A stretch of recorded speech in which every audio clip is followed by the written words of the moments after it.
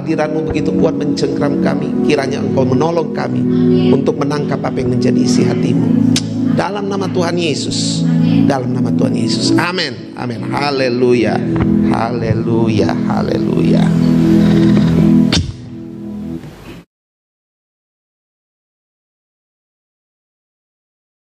Shalom saudara. Haleluya. Saudara terlihat baik-baik, sehat-sehat, puji Tuhan. Haleluya. 3 tahun datang di gereja ini. 3 tahun. Ya 3 tahun lebih.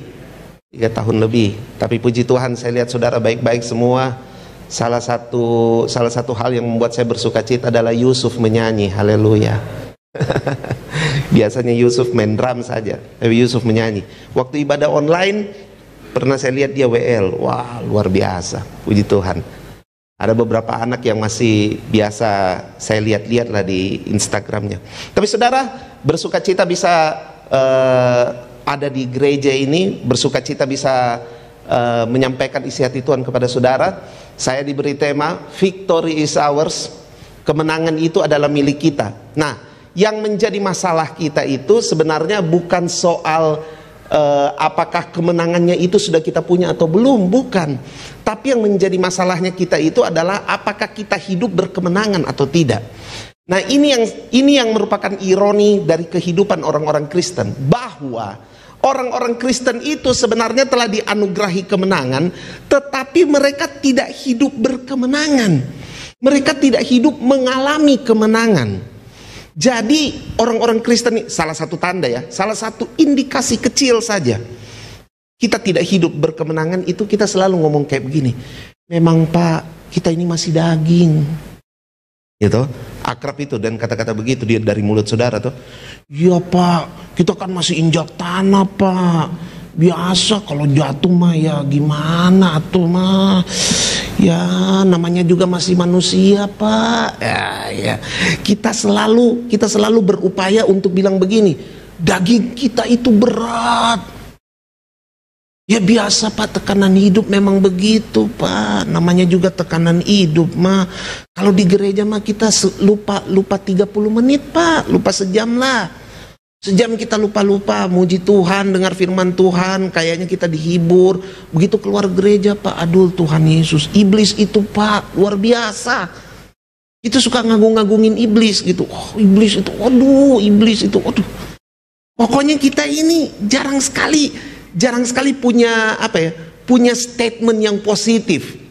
Jarang sekali kita punya statement yang positif untuk bilang bahwa, untuk menandakan bahwa begini, saya ini yakin sekali bahwa saya ini adalah orang yang telah berkemenangan.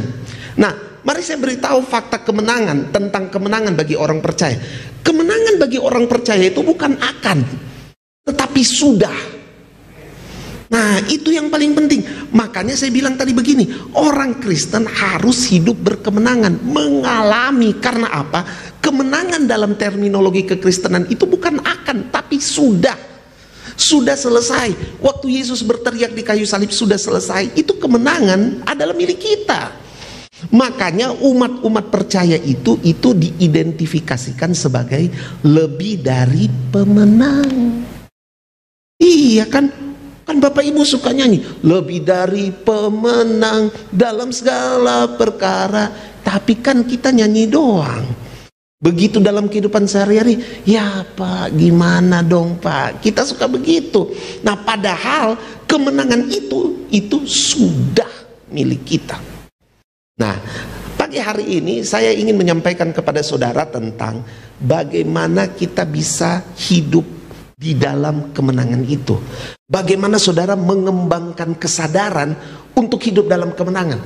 Ini yang paling penting. Nah ini kata kunci, mengembangkan kesadaran. Sama-sama bilang, mengembangkan kesadaran.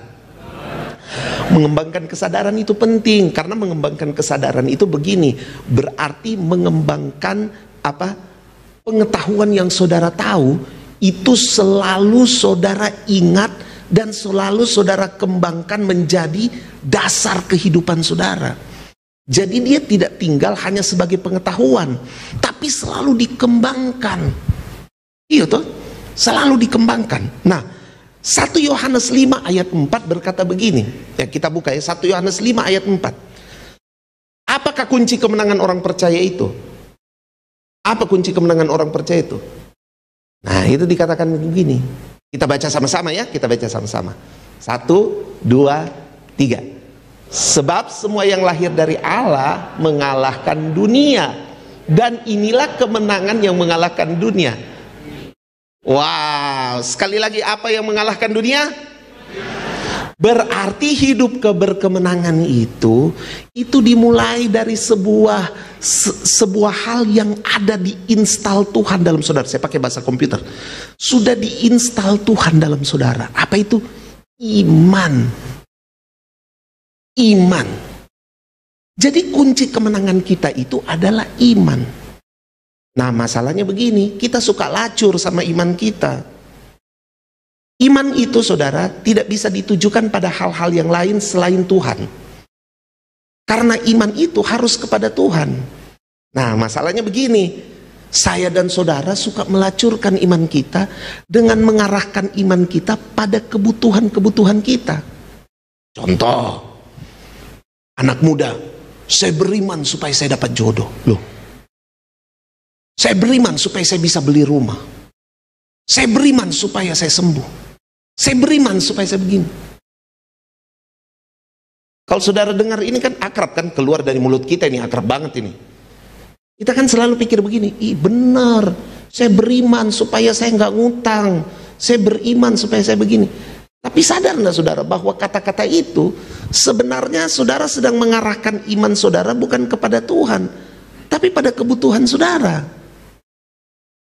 Nah, disinilah terjadi penyelewengan iman. Makanya kita selalu kalah. Mestinya saudara bilang begini, saya beriman kepada Tuhan bahwa saya pasti dapat jodoh yang terbaik. Saya beriman kepada Tuhan supaya saya bisa beli rumah. Saya beriman kepada Tuhan supaya penyakit saya sembuh. Mungkin Bapak Ibu akan bilang begini, aduh Pak, itu kan cuma kata-kata doang Pak, gak usah terlalu dipermasalahin. Mari saya beritahu saudara, kata-kata itu deklarasi, itu satu. Yang kedua, kata-kata itu doa. Kalau saudara salah berkata-kata, salah juga doa saudara.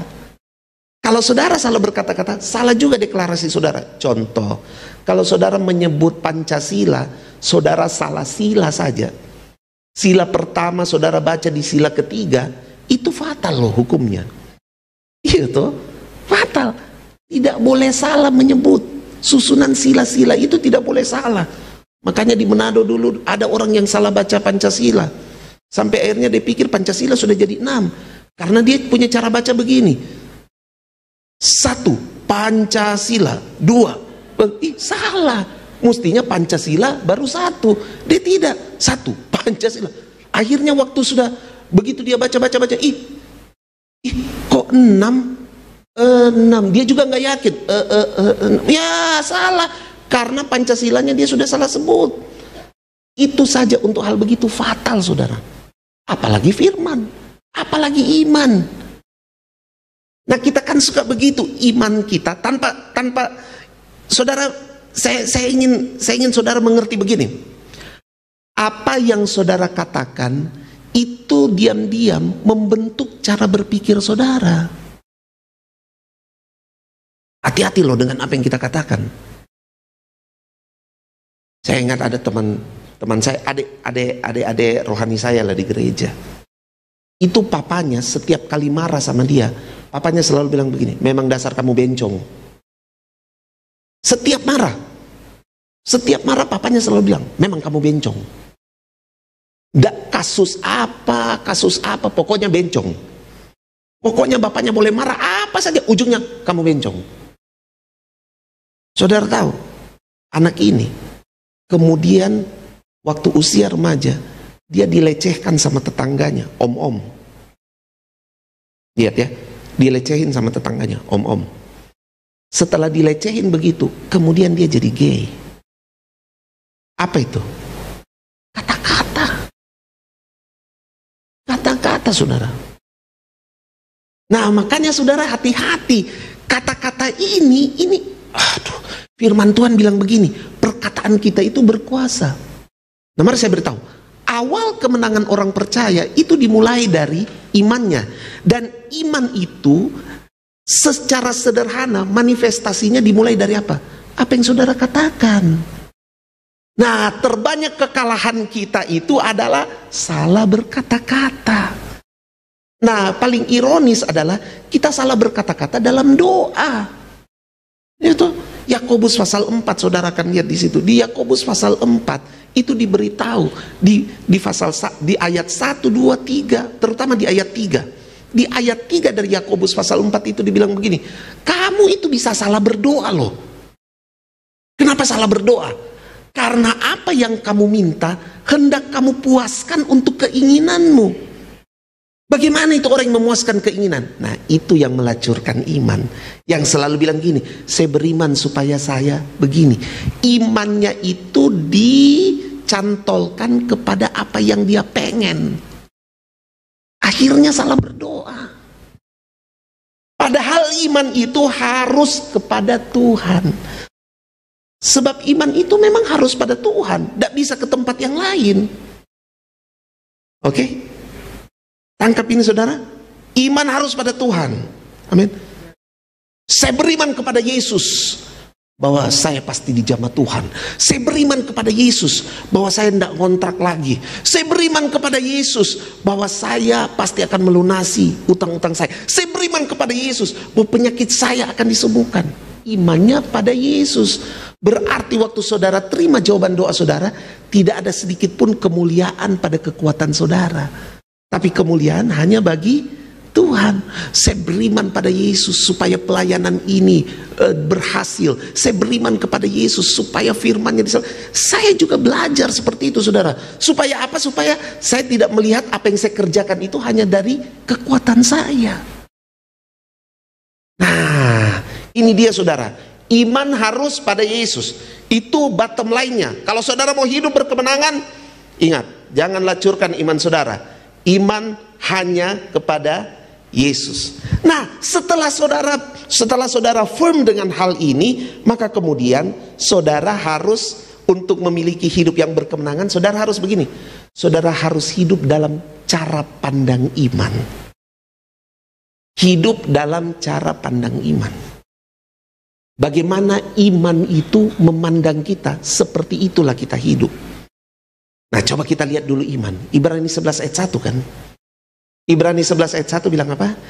Iman adalah dasar dari segala sesuatu yang kita harapkan dan bukti dari segala sesuatu yang tidak kita lihat.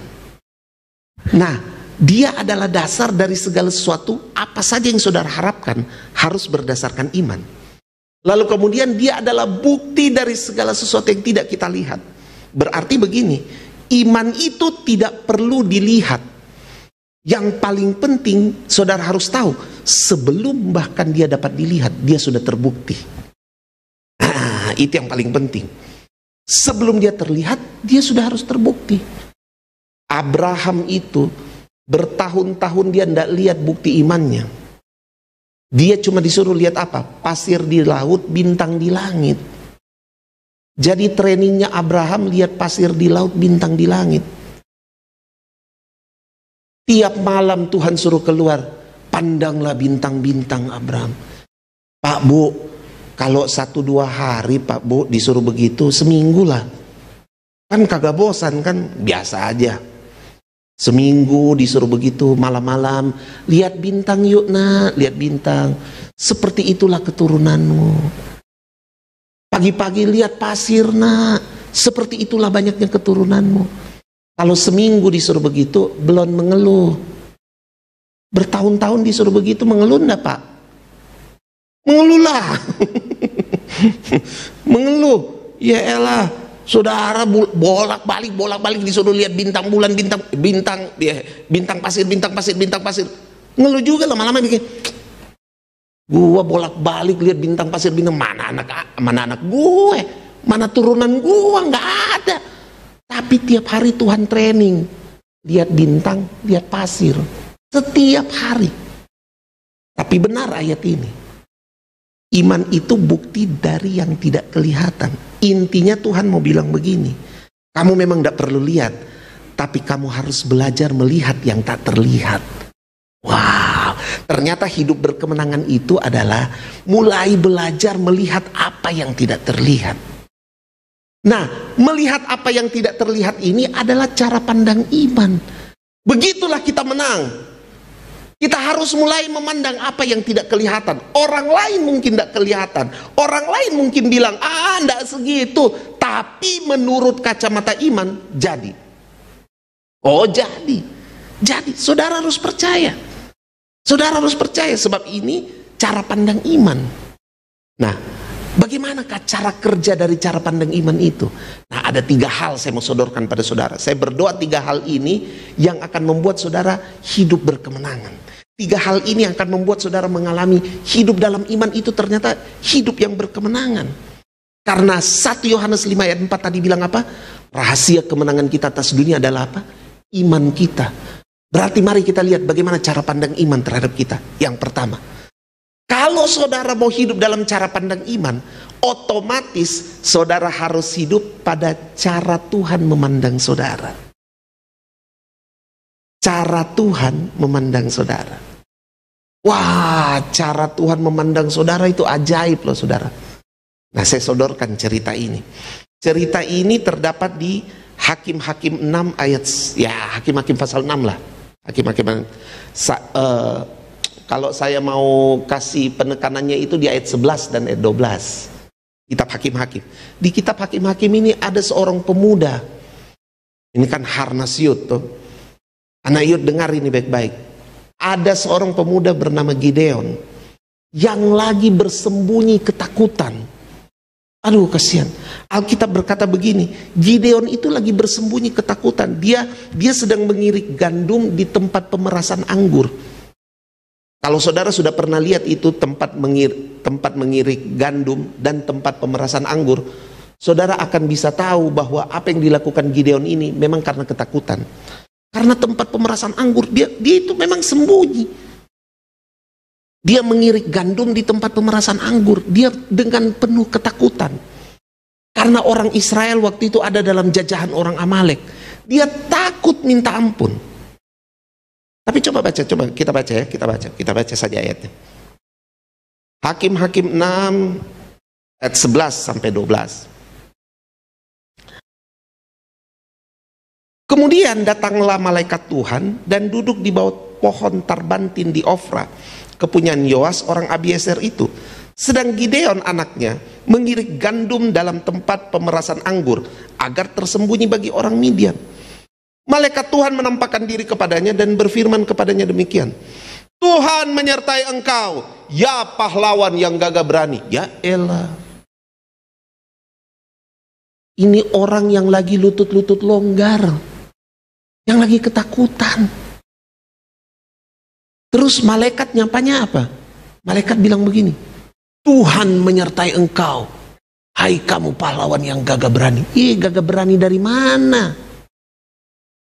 Orang juga lagi sembunyi ketakutan disebutnya pahlawan yang gagah berani. Tapi mari saya beritahu kepada saudara, Tuhan itu tidak memandang yang kelihatan. Bagaimana cara pandang Tuhan pada saudara? Paulus bilang, kamu ciptaan baru, yang lama sudah berlalu, yang baru sudah datang. Itu cara pandang Tuhan pada saudara. Saudara mau percaya atau tidak? Wah, kadang-kadang biar umur kita bertambah, tapi kita masih berpikir kita manusia lama. Karena apa? Karena kita tidak melihat dengan cara pandang Tuhan. Ada satu cerita. Jadi satu kali ada opa dan oma ini, rumah mereka itu dimasukin sama perampok. Dimasukin perampok. Si opa sama si oma ketakutan minta ampun. Perampok langsung todongkan senjata tajam. Oma punya nama siapa? Oma ketakutan, langsung oma jawab begini. Nama saya Maria. Langsung ini penjahat langsung. Nama oma Maria. Waduh, itu nama yang mulia. Karena mama saya namanya Maria. Ternyata perampok ini sayang mama. Jadi perampok bilang, itu nama yang mulia sekali. Maria. Aduh, gak usah. Karena oma punya nama Maria, tidak jadi. Akhirnya Oma beralih ke Opa. Aduh, Opa langsung ketakutan. Langsung ditanya, Opa punya nama siapa? Opa langsung bilang, saya punya nama Yusuf. Tapi anak-anak kompleks suka panggil Maria. Ya, Opa juga pengen punya nama Maria. Nama saya Yusuf, tapi di komplek orang suka manggil Maria. Ya, gimana ceritanya Opa? Tapi kan Opa ngomong begitu karena apa? Opa pengen selamat. Opa langsung punya pikiran begini, nama Maria itu menyelamatkan. Berarti gue pakai aja nih nama Maria. Biarin deh besok-besok ke depan dibilangin, iya orang komplek panggil Maria, nggak apa-apa, yang penting hari ini selamat dulu. Nah coba lihat itu bagaimana Opa bisa punya pandangan seperti itu? Bagaimana Opa bisa punya pandangan? Itu pandangan karena pandangan yang disodorkan oleh penjahat itu tadi kan? Kan penjahat bilang gini, nama Maria itu mulia. Itu kan sebuah pandangan. Nah kadang-kadang kita hidup dari pandangan orang seperti itu.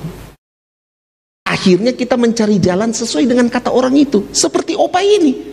Opa ini kemudian berpikir, wah daripada nggak selamat, ternyata nama Maria menyelamatkan. Bilang aja orang komplek panggil gua Maria. Akhirnya dia bilang nama Yusuf, tapi orang komplek panggil Maria. Karena dia pikir, wah Maria menyelamatkan. Karena paradigma yang diciptakan oleh perampok. Perampok bilang apa? Maria itu nama yang mulia. Berapa banyak kita hidup seperti itu? Oh, kalau menurut dia itu, kalau kita ngikut aja kata-kata dia, ngikut aja walaupun salah, yang penting kita ikut aja dulu, nggak apa-apa. Oh kalau menurut dia itu, semua menurut dia.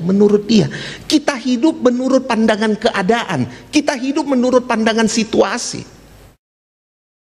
Tapi kita tidak hidup menurut pandangan Tuhan. Nah Tuhan itu kalau datang pada saudara, dia tidak mandang saudara, aduh Tuhan datang sama Musa. Saudara pikir Tuhan datang sama Musa, Tuhan bilang, aduh hambaku yang gagap. Nggak ada. Itu Tuhan datang pada Musa dan dia memandang Musa itu hebat. Maukah saudara menerima cara pandang Tuhan pada saudara? Itu yang paling penting. Saya nggak bisa sembuh, cara pandang Tuhan beda. Saya nggak bisa diselamatkan, cara pandang Tuhan beda. Saya nggak bisa sukses, cara pandang Tuhan beda. Mau nggak saudara embrace cara pandang Tuhan? Kalau saudara embrace cara pandang Tuhan, disitulah saudara hidup berkemenangan. Haleluya. Hidup dengan cara pandang Tuhan. Yang kedua, setelah saudara hidup dengan cara pandang Tuhan, untuk hidup berkemenangan, saudara harus punya hal yang kedua. Percaya bahwa Tuhan melakukan bagiannya. Amin. Percaya bahwa Tuhan melakukan bagiannya. Nah ini hal yang seringkali kita tidak percaya. Kita pikir semua kita yang harus lakuin dulu. Kita dulu yang berupaya. Baru kemudian Tuhan. Gak bisa. Saudara lakukan bagian saudara, Tuhan lakukan bagiannya. Contoh, saudara berdoa, Tuhan lakukan bagiannya. Bergerak dalam permohonan doa saudara. Tapi kalau saudara gak berdoa, terus hobinya nyalahin Tuhan, bagaimana bisa? Bagaimana saudara bisa hidup berkemenangan?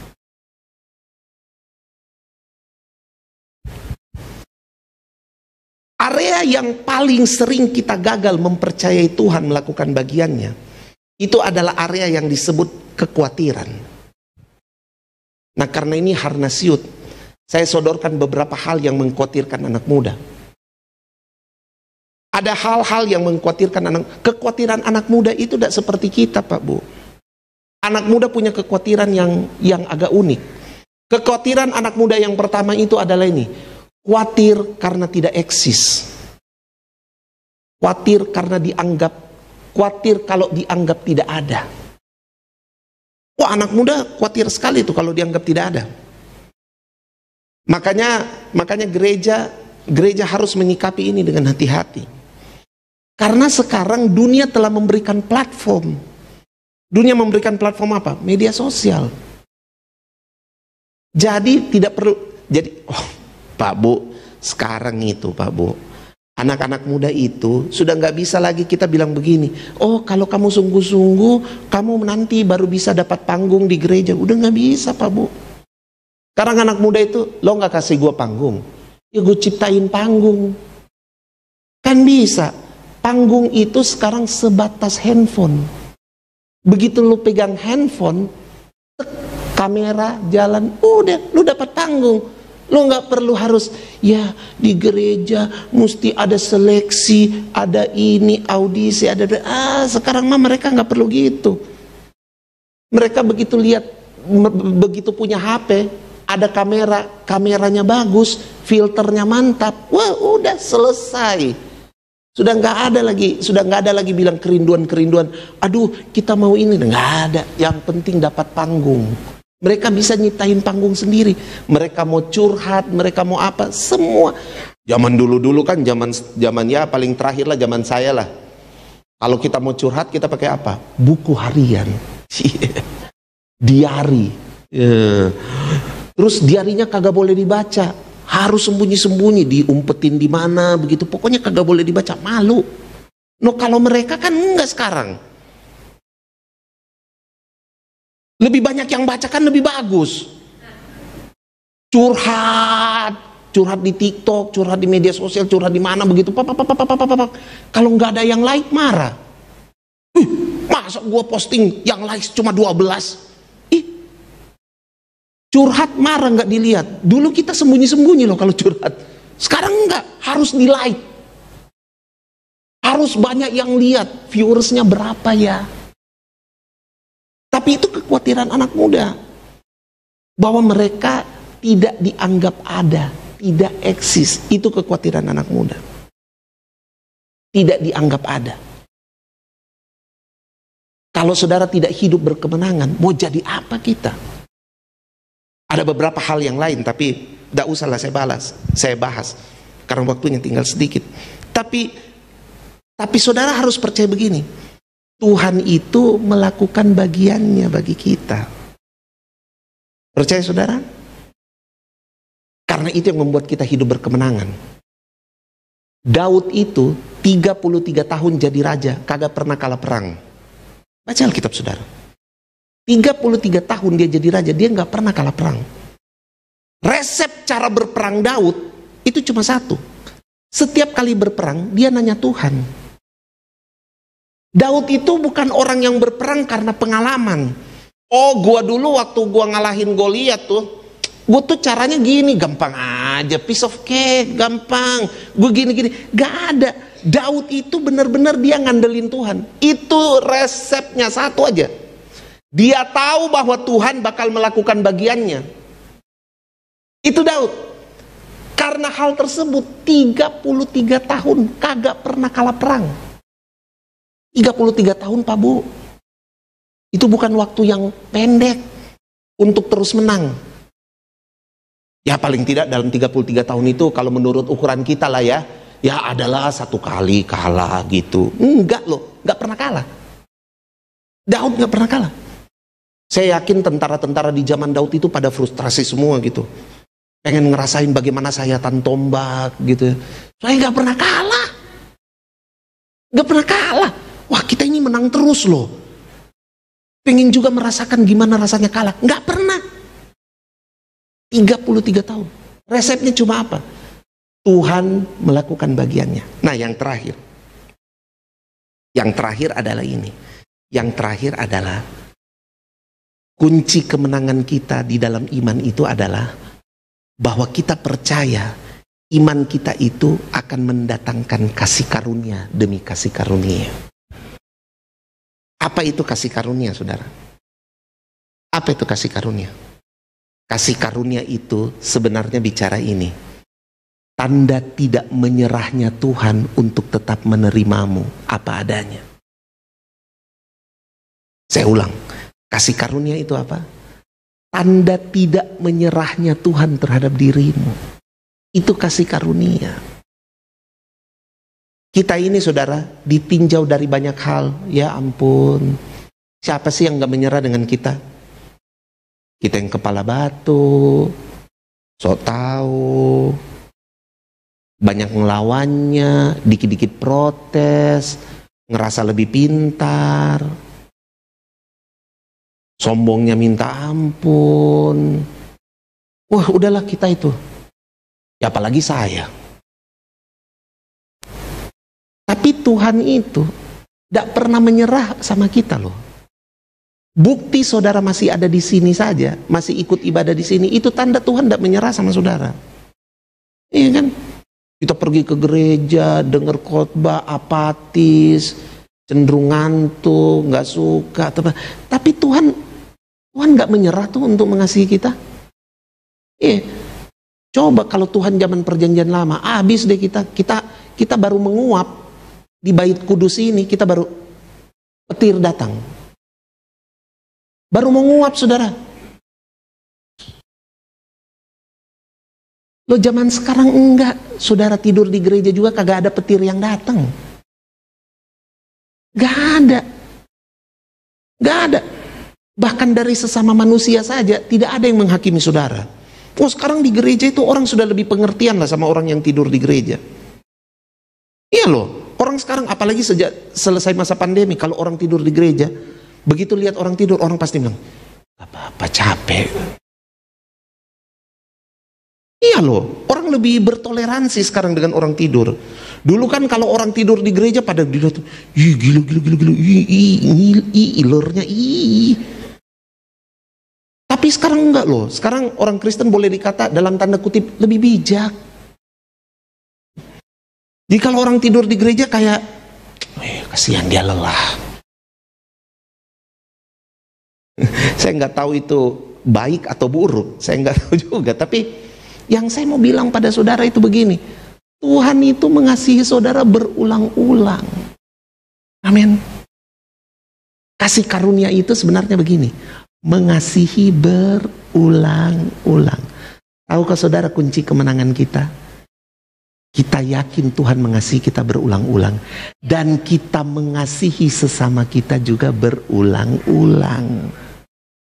Sebab orang yang hidup berkemenangan itu adalah orang yang mampu mengasihi sesamanya berulang-ulang, sama seperti Tuhan berulang-ulang mengasihi dirinya. Saudara tahu tidak kapan kita kalah? Waktu kita gagal mengasihi orang berulang-ulang. Iya kan? Mengasihi orang berulang-ulang itu nggak enak loh saudara. Tanya aja sama Pak Gembala saudara. Ada jemaat yang dibilangin kagak mau denger. Oh tapi sebagai gembala jemaat kita harus tetap mengasihi. Berulang-ulang lagi. Bosen nggak saudara? Bukan bosen, mangkel. Tapi harus dikasihi berulang-ulang. Karena Tuhan itu membuat kita seperti itu. Amin. Saya tutup dengan kisah ini. Almarhum papa saya itu banyak nggak setujunya dengan saya. Ya oke lah, kalau dulu kita masih yang apa ya, masih yang nakal, masih yang apa, iya wajar aja nggak setuju. Tapi ini nggak setujunya sudah sampai pada waktu saya sudah pelayanan. Nah, cara pelayanan saya itu nggak disetujui oleh papa saya. Karena papa saya itu punya pola pikir tersendiri tentang yang namanya pelayanan.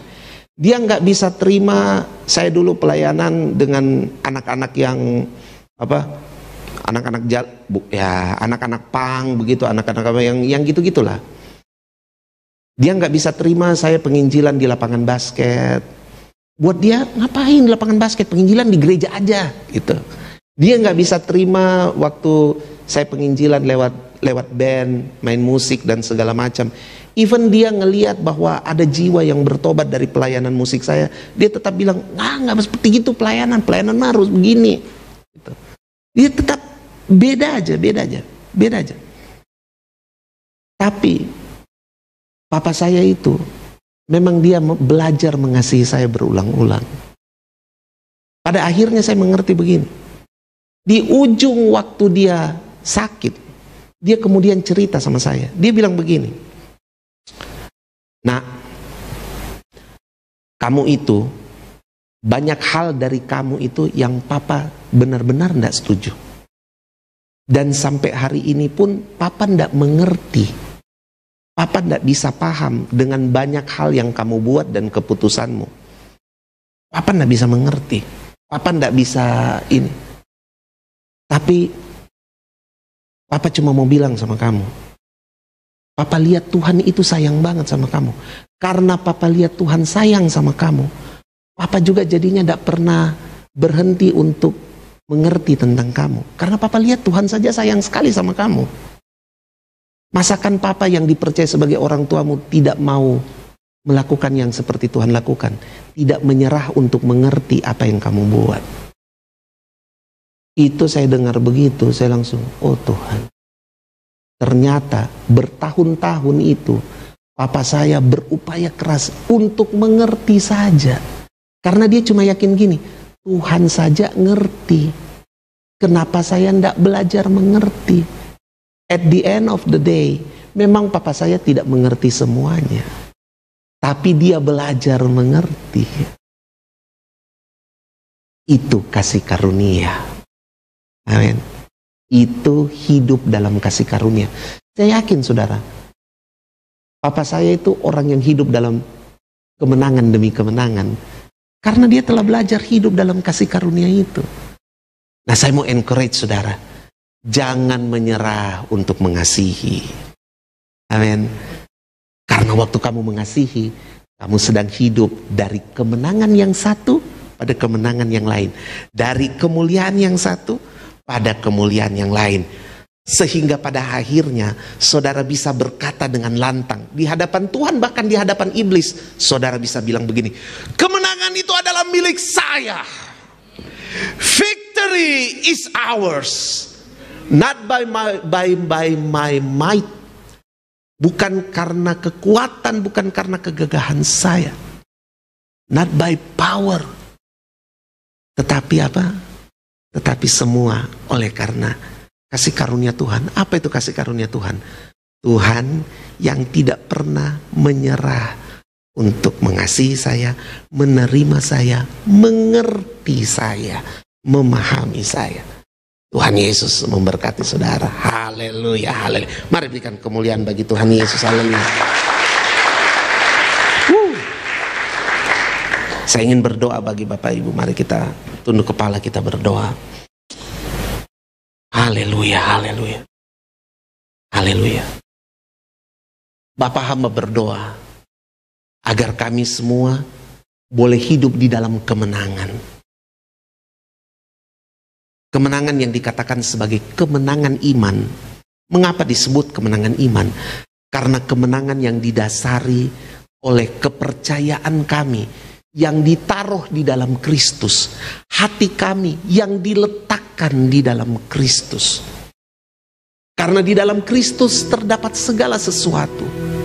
Yohanes pasal 5 berkata bahwa Bapa telah menyerahkan segala sesuatu kepada anak. Itu berarti kepada Yesus telah diserahkan segala sesuatu. Kami menaruh iman kami kepada Dia yang di dalamnya telah diserahkan segala sesuatu itu.